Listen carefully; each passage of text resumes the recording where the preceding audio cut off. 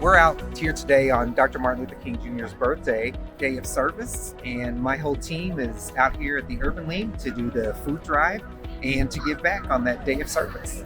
I'm actually from this part of the neighborhood, so this is home for me. The partnership between Schnucks and the Urban League is just a joy to see such a collaboration between two organizations on the same mission to nourish people's lives.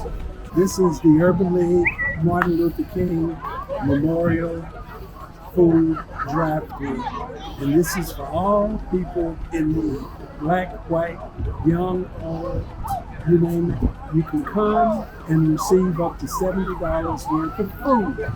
And in the memory of Martin Luther King, we decided that what is best is to serve people, to do things to help all people. And so that's what this event is all about.